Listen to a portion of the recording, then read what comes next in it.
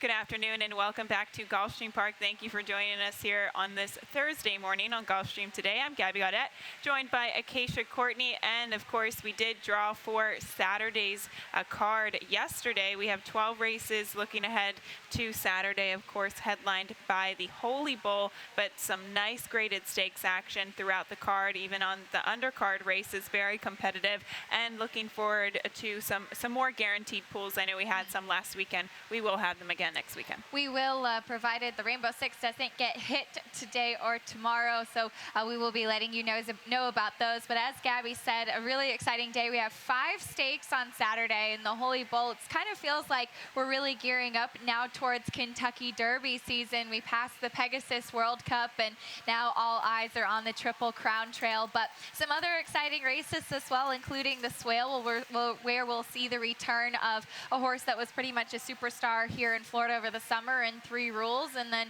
of course, as we said, 5 stakes all together, so should be a really fun, exciting day. It really will be, and so will tomorrow, as we have Beat the Expert. Now, we took a little bit of a hiatus last week because of all the Pegasus action, but Beat the Expert will be back here tomorrow. And, well, Acacia, you're up. I am up. I have my fingers crossed. My picks are in, so you have about 24 hours or so to get your picks in. For tomorrow, you have until post time tomorrow afternoon, which is 12:35 p.m. to get your picks in. We have 11 races on tomorrow's card. If you pick more winners than I do, you will have a chance to win one of those great polo shirts, plus of course the bragging rights to say that you beat the expert. We've had some people come over to the set saying that they're playing. It's really been building. I'm going for a record number of entrants this week, and we'll see if we can get that. It is a lot of fun. Happy to have it back. Yeah, actually people really missed this last week. We had a couple of people approach us at the set and said, what happened to Beat the Expert? I was all gung-ho to do it last week, so we did pause, but we will be back in the action once again tomorrow. So now we'll take a look at today's card and show you our featured wagers today. And we started off in the first race with that rolling super high 5. Of course, this takes place in every race of 7 or more betting interests. That carryover over $3,200 for the opener. Race 1 also does start the 50-cent early pick 5. And Acacia will have a ticket for that sequence as we move along to the 6th race on this 11 race program.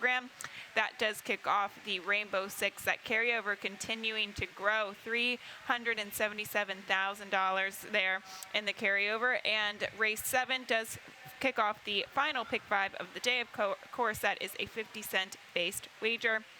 And we have seen, at least yesterday and today, it be very difficult to try to find a single. I believe you might have found a single today, but I still did not. But very competitive racing on tap today. We have 11 races, 12:35 p.m. first post, fast and firm, and a little bit of cloud coverage, making it quite pleasant today. It is. It's very comfortable. Got a little bit of a breeze, which we don't normally have. I know it is Groundhog Day, and I do believe that the groundhog saw his shadow, meaning that there will be more winter coming, but it's pretty comfortable down here. Yeah, we don't really have to worry about that. And no offense to anybody who is tuning in from the Northland. As we get to the first race on the card, it does, of course, kick off the 50-cent early pick 5. Acacia, let's take a look at your ticket. All right, we'll take a look at the ticket that I constructed. It's going to be $36 for here. I wasn't able to find a single in the first part of the card, using just 2 deep. I think that Ventina's the one to beat in the opener. You see very early in the wagering, she is the favorite.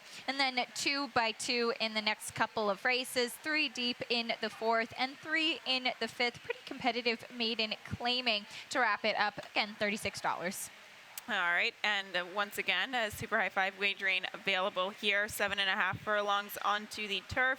Acacia, and looking at this race, how did you see it? Number 7. Number 7, Ventina, who I did mention is taking the early money right now and probably will all throughout, but she's keeping some pretty good company in her last couple of races. 2 starts back, second to India Mantuana, who is multiple stakes placed and backed it up with a really nice allowance win last time out. We did also see Savannah Bell run pretty well yesterday too, who she faced in her last race. So she's facing some tougher company, even though it is kind of a comparable price tag level, if you will, in here. I thought her last 2 races were perhaps with some tougher horses. I do agree with you. Ventina, she just has unfortunately faced the likes of Indiana Montanua there, who has been in extremely good form. We saw Savannah Bell come back with a good performance yesterday too. So overall, in a race that there are a couple of question marks whether or not horses will like the turf, can show speed and sustain that speed. I like the fact that she's got a tactical running style and she's kind of the proven commodity here. Now, the one beauty of a day is a horse that you and I both used here for Henry Collazo, and do take note, this filly is in for that $25,000 claiming price and does go from dirt to turf. Unfortunately, not the strongest angle with the barn, only 0 for 27. It's not the strongest angle statistics-wise, but what I do like about this filly is that she's been competitive on the turf before. Throughout the summer, she was running against Queen de Valet and running very well against her. Queen de Valet on that winning streak, of course, at this level on the turf, going 1-turn and 2-turn distances. And she did have a little bit of a trouble trip a couple times. 2 starts back, she got bumped. That was on the dirt. They stepped her up. I thought last time out she was in too deep. Would have maybe liked to see her try the dirt one more time, because I did think that she had perhaps given some good indication that she could be competitive again on that surface. But I did like her other couple turf races against that company this summer. Okay, race 1 does once again kick off the early pick 5 and super high 5 wagering as we turn the page to the second race on the card, a maiden 12,500 event. We're going a mile onto the main track, and the 3 Fletcher is golden, 6 to 5 on the morning line. And as always, I always try to pick against these really heavy favorites and these low-level claiming maiden races, but it was a little bit tougher than usual in this one, as he is the class of the race. He is, and I'll be honest, I really tried to pick against him too, and I just couldn't. I used both the 3 Fletcher is golden and the 4 final edition, who is your top pick on my pick 5 ticket. It's just that the final edition's first 2 races were just so bad. He does get in light today with Carlos Hernandez, and maybe he'll improve after being bumped last time out. But I thought that Fletcher is golden, who did run okay, had to be a little bit wide last time out. He's going to be a very short price. Would I single him? Absolutely not, especially when you have a $110,000 purchase that's running for 12.5 at the bottom maiden level. Of course, he's got his questions.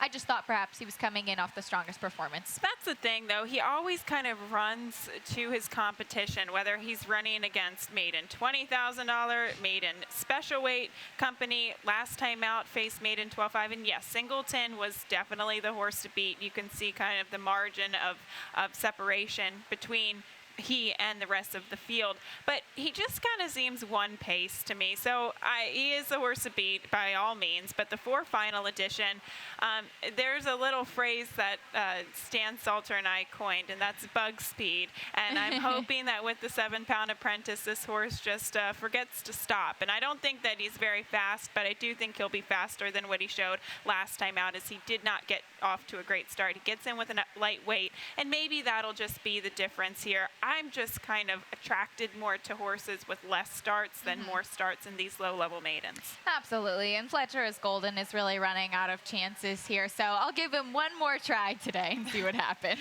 Okay, we get to the 3rd race on the card, a maiden special weight, 6 furlongs onto the main track, and we have another heavy favorite in here in the number 4, Majestic Mariah, 7 to 5 on the morning line, and does come out of a race when she did face Last Kiss. And we'll go back to the very start of that last race that was on the 12th of January here locally. And I want to highlight the number 5 Last Kiss in this race at the start, because she was bumped and kind of squeezed back at the beginning. You see that she just kind of had horses on either start of her, and then in the stretch she did move to the outside. Now we're going to look at both Last Kiss and Majestic Mayara, who's the number 7, as you mentioned. Majestic Mayara was the heavy favorite that day at 80 cents to the dollar, and honestly I thought Last Kiss ran much stronger than she did. You can see Last Kiss looking for room. Majestic Mayara's drifting a little bit, so Last Kiss decides to go along the outside. And I just really would have liked to see a bit more from Majestic Mayara in the stretch. I thought Last Kiss closed stronger.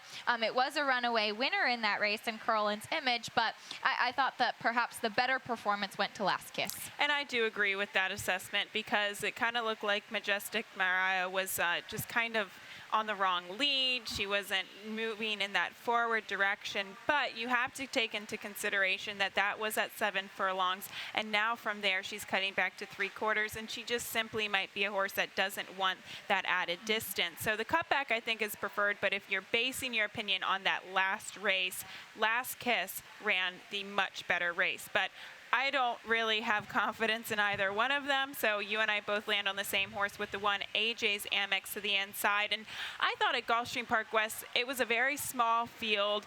They didn't go that quickly up front. It looked like the pace held, and she was just up against it from the big picture scenario here, and she very well could get a different circumstance today. And I think the main track here at Gulfstream has been playing a little bit more kind to closers than what we saw at Gulfstream Park West. Definitely agree with you. I think the track kind of carried the top two in that last race at Gulfstream Park West, and AJ's Amex was the favorite, down to 80 cents to the dollar. It was one of Ron Nicoletti's favorite moves in the longer price of the uncoupled entry that won in Jezzy, who was also a Navarro trainee, and she just wired the field that day. And like I said, Jezzy went to the start, and AJ's Amex tried to raid a little bit behind, and she just wasn't able to make up any ground. So I think that today is going to be a bit stronger for her. And that was also off of about a 3-month layoff, her first time in the barn, and stepping up from claiming to special weight. And there's a lot of room for improvement for that particular runner as we get to the 4th race on the card. 6 furlongs on the main track, this open $16,000 event. And once again, Adagio is in the running lines here. And we have to take a moment to congratulate Ron Nicoletti for sticking to Adagio, getting his maiden score last time out. Yes, we were kind of joking about this yesterday, about how sometimes you just have to let a horse go when you've been beaten enough times by them. And boy, he stuck it out. And Adagio got the win last time. Now, he does have some speed. I expect him to be forwardly placed from the inside. It took him 12 starts to get there, but he did get to the winner's circle. I noticed both you and I do pass on him today. Tough field here for him to face winners for the first time. But, you know, sometimes when a horse goes that long without breaking its maiden, and then they do, they wheel right back around and find the winner's circle. But we both took the wait and see approach on that one. But the 7 Dats Artie's Boy is a horse that figures to take money. And we wanted to show a stat here for trainer Mike Maker. And this is why I think we use this horse in second and try to find alternatives, because from his horses going from turf to dirt in distance races, going from routes to sprints at that claiming level, 16% out of 19 horses, a negative ROI. They do finish in the money quite frequently, but I don't know. I just kind of was wishy-washy on this horse. He does have speed. He's dropping. It's not like he hasn't faced claimers before. It's not like it's an aggressive drop. I just don't think he has to win at a short price. Absolutely not. And I think that we saw it the same way, that it does go through the 3 outside horses. And he's probably one to use in those exactas or trifectas. He's shown a little bit of speed in his dirt races as well, sprinting. They tried him 2 turns on the turf last time out, and he just didn't really seem to want any part of anything that was happening then in that race. Plus, it was against tougher. But he broke his maiden in 12-5 company sprinting, and then his sprint races facing winners were just kind of okay. So I went to a horse that was first off the claim in the number 6 Gone Jack for Milt Wolfson, and he doesn't actually claim that frequently. But for what it's worth, first off the claim, he is just 3 for 19, but it is a positive ROI. And last time out, I thought that he was very game in that last race at this open 16,000 claiming level. Kind of took a left turn at the break, trying to show some early speed, and then the top 2 just really game in the stretch. So that's why I'm giving him another chance today. And not to mention, Tranquilo was a horse that was previously dropping in class. He did have some back class and definitely the best horse in that race, but a solid performance by Gone Jack, who does make that lateral move, and I'm happy to see him make that lateral move instead of trying to get a little ambitious with this horse and stepping him up off the claim. So a good spot for him.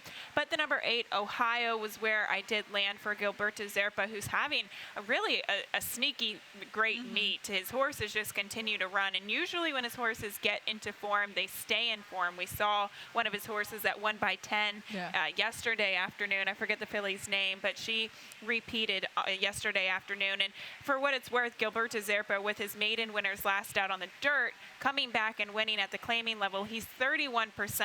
It isn't a positive ROI, but those statistics, just the frequency in which he wins with this angle, I had confidence in this horse. And I think that this is definitely one that you do have to use on those multis. And it looks like she's been training, he's been training really sharply at Gulfstream Park West since, and agree with what you said in that when they do get in form, they will stay in form. Okay, well, we just went to the 3 outsiders there as we get to the 5th race, the Maiden $25,000 race, 6 furlongs onto the main track. We have another heavy favorite in the 6, Duel at Dusk at 8 to 5 on the morning line. You and I both finding alternatives. You land on the 3, Noble Day for Eddie Please.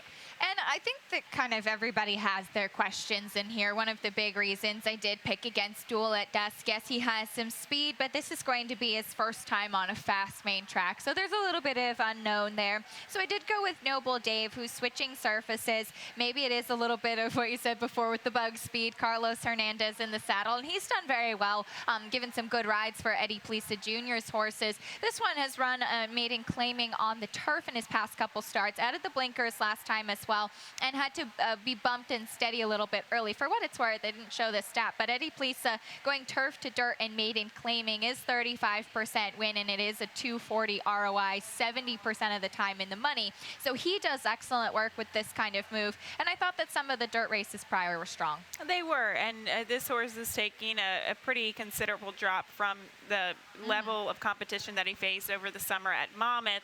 I liked him. I just wasn't over the moon about him. I couldn't get excited about him. So the 458 OG, this is a horse who, going 2 starts back, it kind of looked like they tried to get aggressive with him early and tried to send him. And he was dueling on the front end. It looked like he wasn't really comfortable, so he ceded that lead and then just kind of followed the rest of the leaders home. But I'm wondering if today, with some other faster horses in here, he could just relax, break well, and just try to find a target to stalk behind. We'll show a statistic for Jose Pingen with this type of move going from turf to dirt with his sprinters. And this is a big sample size, 54 horses, and it's just something that he does well. 20%, 44% in the money, positive ROI of $2.77. So that is where I land, but this is a tricky race just because I think a lot of horses are coming out of pretty similar races and running similar races. They're just they're running against similar company and running kind of equivalent numbers. They are. They do seem to be pretty evenly matched in this field, and we do have a few surface switchers. In fact, all top 3 that we used are going turf to dirt, so you do sometimes look at barn statistics and try to figure it out. But I think that, in fact, exactly what you said, 58 OG should be able to find a nice stalking spot in here, especially with what I mentioned earlier. It looks like Duel at Dusk is going to go. He did certainly on a sloppy track and on the turf, so we'll see if he transfers that to the dirt. And I think that's where we find his vulnerability is, will he be able to? He's a horse that actually ran okay on the turf. He's run well on an off track. Sometimes we see that transfer a little bit smoother than a fast main track. So that's the unknown, but by no means would I leave him off of that early pick 5. As we will take a break, we'll come back and talk about the 20-cent Rainbow 6. Again, we have a big carryover in there, $377 right after $377,000, not dollars. We'll get to it right after this commercial break. At ExpressBet, we celebrate the champions that make horse racing great. That's why we provide more ways to bet from more places than ever. We've built an entire family of brands to give players more of the rewards they deserve. Give bettors the information they need to win and provide a community for horse bettors. Because the best way to support the champions of horse racing is to champion horse racing. ExpressBet, we are racing. Saturday, February 4th, the country's top 3-year-old thoroughbreds compete in a thrilling day of live racing featuring the Grade 2 Lambholm South Holy Bull Stakes. Get here early and get an official Lambholm South Holy Bull long sleeve t-shirt. Your gift with purchase of a program while supplies last. Derby contenders start here. The Lambholm South Holy Bull Stakes. Saturday, February 4th, first race 12 p.m. Welcome to your playground, Gulfstream Park. Welcome back to Gulfstream today. Gabby Gaudette joined by Acacia Courtney. Now we get to the 20-cent Rainbow 6, not $377, $377,000 in that carryover today. And once again, I thought it was maybe a little bit of an easier sequence than yesterday, but still didn't find a single, but still affordable. It's actually a cheaper ticket than what I gave out yesterday, $57.60. Going to be using some coverage in this first leg of the sequence, which is a maiden claiming event, high-level maiden claimer. As we get to the next leg, using both the 6 Glory to Kitten, who definitely is a horse to beat in there, but I like the 2 Magicians Vanity. As we move along, using the 2 Kiera McLaughlin horses there, 3 deep in the 9th race, just using 2 in the 10th race with the 4 Blue Harbor and the 5 St. Louis, and then capping it off with 3 horses in today's finale. So that is it. Let's get to it. Race 6 starts us off on the mile, or on the turf course at a mile, for this maiden $75,000 race. And I had a tough time. I couldn't really have a lot of confidence in anyone in here. The 7 Dream Trip, though, was one I think you have to use. Definitely is getting Lasix for the first time for trainer Brian Lynch. It's a big jockey change to Julian Leparoux, I think, as well. And it's also going from maiden special weight to maiden claiming for the first time. Now, it is maiden 75. It's still a higher level claiming event. It's still a pretty salty field, in fact, but did show some speed last time out, the first time at Gulfstream, and that is what I like as well. And Brian Lynch does very well here at Gulfstream on the turf especially. So I think the addition of Lasix, all those things coming together, that's why I went with this one. I think he just really likes the firm ground. And some of the maiden special weight fields that come up during this time of year, once we get kind of into February and March, they just become very, very difficult. So I think this is the right move, as he did show speed and fade. And he cuts back to the mile, which I think could help him maybe sit a stalking trip. Now, the one Laughing Levi, they debuted him at the maiden claiming level first time out. But Dale Romans with his maiden horse is making their second start, going a distance of ground. It's okay. I just thought that this horse had no room to run throughout the stretch, and actually could have gotten second, but just was hindered by all of the trouble coming down the lane. He did. He steadied very sharply in the stretch. I did also think he was a little bit, perhaps a little bit unfocused. Maybe now he's got a race under his belt, he can maybe show a little bit more maturity. And also something to note in the running lines in here, there's several races, several horses coming out of the same race. We do see 2 Adonis Creeds. One of them is a French bred and one of them is a Kentucky bred. So keep that in mind, that it is actually different races that some of these horses are coming out of. And I thought that this one, he could have actually run a lot better, as you said, had he not had that trouble. And it's funny, I don't think I've ever seen that before, a French bred and a Kentucky bred with the same name. I'll be really interested to see how Pete Aiello handles that race call, if they ever match up against each other. And they're both on the turf, so it could happen. Oh, they're eligible for the same condition. I think they both won maiden special, or maiden races, going 2 turns on the turf, so that'll be fun. Please, Kieran and Mark Cassidy, to enter those horses in the same race and give Pete a hard time as we get to the number 8. He's gonna kill us. He's gonna kill us. The 8, Are You Talking to Me, for Ralph Nix. This is a horse that I liked just because he ran on the main track last time out. I did think that he's a late foal, he's a May foal. It looks like he took some time to develop, but overall, he's a better horse on the turf, and he's finally getting back to his more preferred surface today. He definitely is. He was really wide in his debut on the turf. I don't think he handled the sloppy track last time out, and I like him much better getting back to the grass, and he's been working well since his last race, too. Race 7 on the card kicks off the final pick 5 of the day, a 50-cent based wager, a mile and a 16th on the turf. Acacia, have at it. All right, well, I did single in the late pick 5. It's a bold single, but just trying to keep it affordable. And I said, looking, trying to figure out which one I would single. So I'm going 3 deep in this first leg because I thought that there are a couple races that you could spread a little bit in. I'm using also the 2 Kiera McLaughlin runners in the 8th, as well as a first-time starter for Ralph Nix and Simpatico. I'm singling Realistic in the 9th for Shug McGahee, who's actually 8-1 on the morning line. As I said, it's a bold single. He's just perhaps the one I had the most confidence in, trying to give a guide. And then 3 and 3 in the finale, $40.50. A nice affordable ticket there for the late pick 5, and we do start it off this non-winners a 2 lifetime condition in for that 30 to 25,000 claiming tag. And we go back to a video spotlight replay where both Cape Mist and Magician's Vanity come out of. This was on the 26th of December at Gulfstream. I wanted to show the break. And we're going to highlight Cape Mist at the start, who did get jostled around and bumped at the break. See, pretty sharply, actually. The number 4 horse did take a bit of a turn, so a little bit off balance. And now we'll look at Magician's Vanity and Cape Mist. You see Cape Mist is further back. Magician's Vanity got out to the front.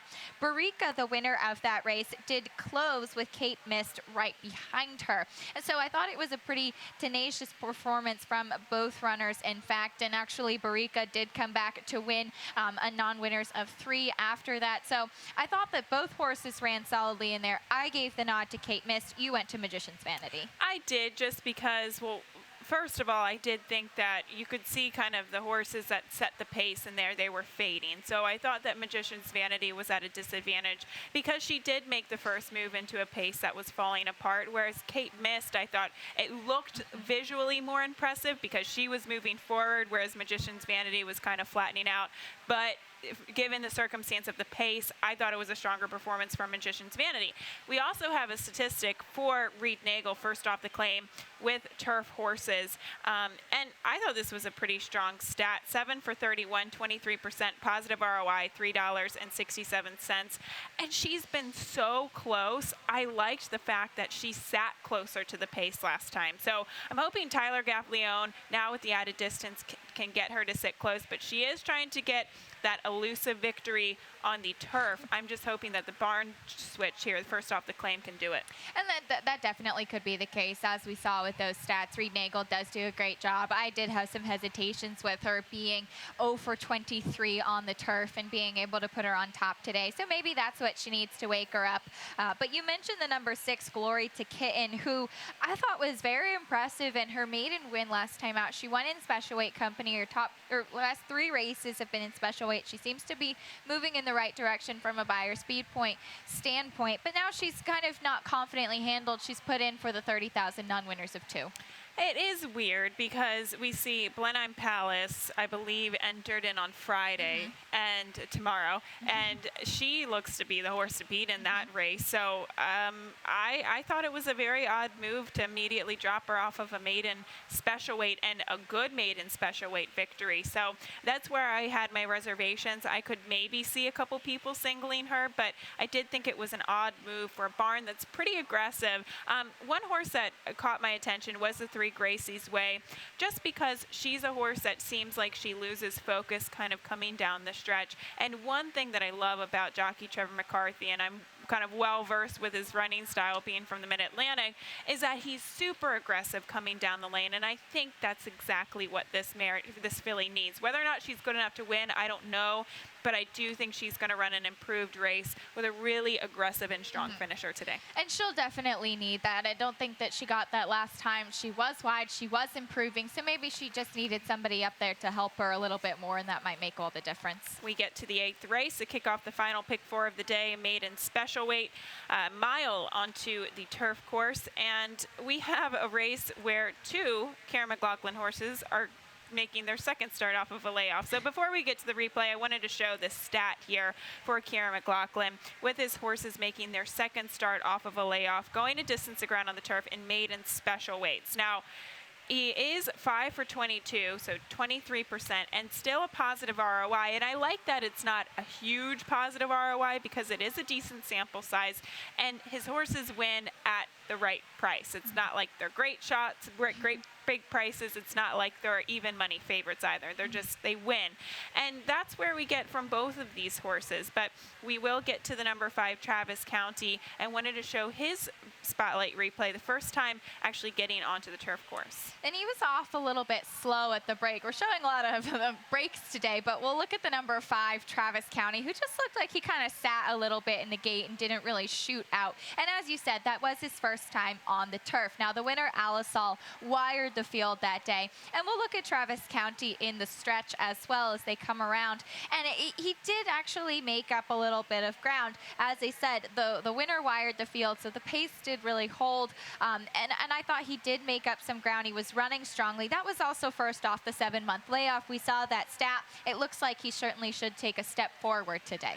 And I can remember this horse being kind of hot and washed out and maybe not 100% to run that particular day. So I'm really interested to see how he looks as a physical later this afternoon. But it looked like when he was standing in the gate, he wasn't really paying attention. He was kind of looking around and waiting for the gates to open. Then he clunked out of the gate. And then he was like, oh, I know what I'm supposed to do now. So the light bulb turned on, yeah. And you could actually see the light bulb clicking at the quarter pole where he started to regather himself and close from off of the pace. And he was up against it from a pace scenario. As you said, Alisal, the winner, really slowed the pace down. Once he finally got to the front end, I think Johnny Velasquez was aboard, just slowed, just kind of kept going from there. So Travis County could definitely take the step forward, as could Mudazin, the other Karen McLaughlin horse. And he ran very well last time as well. He added the leg 6 for his North America debut, and he also had stretched out. He had been sprinting on softer ground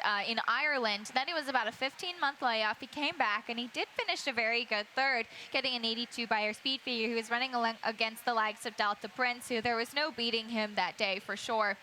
And he was actually step for step with Delta Prince at one point. I thought it was a very tenacious performance and another one that should take another step forward. And we have a first-time starter in the number 9, Simpatico. First-time starter for Ralph Nix. And nicely bred horse here by Scat Zaddy out of a mare who was a stakes winner going long on the turf. She actually was a 4-time winner, a 4-time turf winner, excuse me. And she made about $150,000 in her career. Long work tab for this horse. And I think it's very odd that at one point he was working at Laurel and now he came to Gulfstream and now he's debuting as a gelding. Weird. It is a little bit of a questionable move as far as the work tab goes, and that was my reservations with him for sure. It's not like he's going to be facing an easy field at all for his debut, particularly with those 2 Kieran McLaughlin runners that we mentioned. Do expect the number 10 Foreman, the 4-man, to the outside to show some speed as well for trainer Dave Brady. My mind is kind of escaping me today, but I do know a trainer named Tim Tellick used to train for Germania Farm. I don't know who has their horses now, so I'll have to go and ask Ralph Nix how he got this horse from good old Laurel Park. As we get to the 9th race to kick off the final pick 3 of the day, an allowance optional claimer going the 1-turn mile on the main track. We have the one Apology Not Accepted at 2-1 on the morning line down to the inside. You and I both trying to go against her, so much so that you singled the number 7 Realistic. I did, and this is, as I said, it's a bold question, trying to keep my ticket affordable, but I thought that Realistic was stretching out again to the 7 furlongs last time out. I know that it was at Tampa, and she totally blew the field away, but I think that it's a very good setup for her in here, whereas it looks like she's moving in the right direction going forward. To me, it kind of looks like Apology Not Accepted has kind of been regressing, particularly from a speed figure standpoint. She's a 6-year-old mare. She broke her maiden in March of 2016 by 16 lengths, and then she moved into the Bill Mott barn. And she's started out running so well, and maybe the stretch out in distance will help, but it just looks like she hasn't really been encouraging at a short price. She has, and as you said, she's been kind of declining in form, and horses going from sprints to routes on the dirt for Belmont. He does bat at 20%.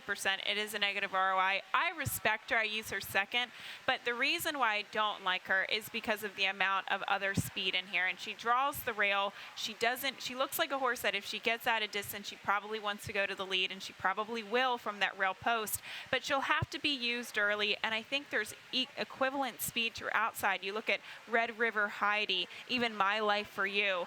They might not be as fast, but they're definitely going to soften her up if she goes to the lead. They will, and you mentioned My Life for You, kind of what we were saying earlier, that when Gilberto Zerpa's horses get in form, they stay in form, and this horse came along the rail, and it's running against another horse that we'll see earlier on the card in Majestic Mayara, so maybe a little bit of homework to look at this one for later, but she's been working bullets at Gulfstream Park West, stretching out in distance for the first time after a very explosive maiden win. And that's why I didn't really like her, though, is because Majestic Mayara, she's kind kind of a long-time maiden, and the field that she faces earlier in the card, I don't know if it's at the same level as where other horses are facing. I mean, you look at Apology Not Accepted. She went against Going for Broke, to Crease, Indulgent, some really quality horses that in my opinion, are a step or two above what she has been facing. But she showed enough precocity, and maybe she could just improve. She did beat that field by a significant margin, so that is encouraging. I do respect her. Now, being realistic with her, she beat a really mediocre field last time out, so I do think that she's going to have to step up in terms of class, but a good bottom underneath of her, good setup today. That's why I picked her too, is I just think there's the presence of a lot of questionable speed, and she should be closing late. She looks like she'll sit a good trip. And one horse that you talk about class, one horse that certainly is the class that's been facing Graded Stakes Company that we should mention is to the outside with Put to Blame on Me, who does come out of facing $200,000 Stakes Company last time out. She's off of a layoff of more than 4 months, but as you said, she is Graded Stakes place, even finishing third in the Grade 3 Iowa Oaks. She could win this race. It's just been a very long time since she has won. She was 0 for 8 in 2016, but as you said, she's been facing some pretty quality competition in her 3-year-old season. As we get to the 10th race, first half of the final double today, 1 1/16 onto the turf for this starter $50,000 race. And we wanted to go back and show a video spotlight replay back on the 22nd of December, and this was against Blue Harbor and Tropicat. And Tropicat was far out front that day. You see the number 6. So Blue Harbor was coming from off the pace. And this is actually 2 starts back for Blue Harbor, the most recent start for Tropicat. And Blue Harbor has been facing his stablemate, Galleon Mast, who they were 2nd and 3rd in this race. And it did go on, Galleon Mast did go on to win after that. But it was like everybody kind of came running. Tropicat kind of held on to get 4th after that. Blue Harbor was closing strongly. He doesn't have to face his stablemate today, who did get the win last time out. And he actually showed quite a bit of speed last time as well. But Blue Harbor is as consistent as they come. He is, and even if he doesn't win today, I do think he deserves to win because his race 2 starts back, the one that we just showed. He didn't even see the horse on the outside, What Power, kind of closing from off of it. He was down on the inside, and he did what he needed to do and beat the horse to his immediate outside. And same case last time out. It was just brutal to see this horse get beat at the wire as the favorite once again. So he is a little bit unfortunate in that respect, but he's tactical, and I'm going to stick with him one more time today. The 5 St. Louis, though, for Mike Maker, he just seems a little bit one-paced to me, and maybe I'm being a little bit too harsh on him, but he ran well against Zenner last time. He did, and Zenner pretty much wired the field, and I thought that St. Louis held pretty gamely for second. The rest kind of underneath did close, but I thought that he kind of held in a nice stalking position. Maybe he'll be a little bit closer today. We do have some strong closers, obviously the speed of Tropicat, and as we mentioned earlier, Blue Harbor does look a little bit more versatile, as showing speed last time or closing 2 back, so maybe that'll be a feather in his cap. But I thought that St. Louis looked like he could sit right in the middle, and I thought that last race was strong. Okay, we get to the final race of the day, the nightcap, race 11, an open $16,000 claiming event, 5 furlongs onto the turf course. And we do have a spotlight replay. We'll go back and show you where both Two Step Floor and Sunrise Kitty exit out of. And I will be free as well, but we're going to highlight Two Step Floor and Sunrise Kitty, excuse me, in the stretch, the 5 and the 7.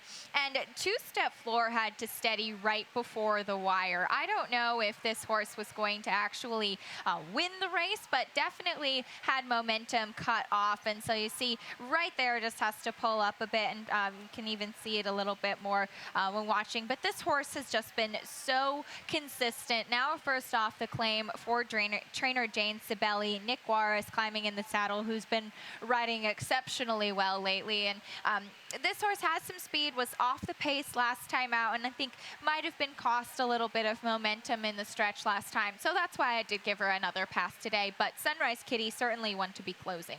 And talking about Two Step Floor as well, and Jane Sibeli, she does great with her turf sprinter, so that's something to be cognizant of. But she did the majority of the dirty work at Gulfstream Park West 2 starts back, and that was against conditional claimers. last time out, she had to go against Open Company. And I know she did steady in the deep stretch, but to me, it looked like she was already heading backwards. I don't know if the trouble really cost her in that performance. So that's where I go against her. And I also go against the number 1 Sunrise Kitty out of that race. She has performed since then, and she stepped up first off the claim.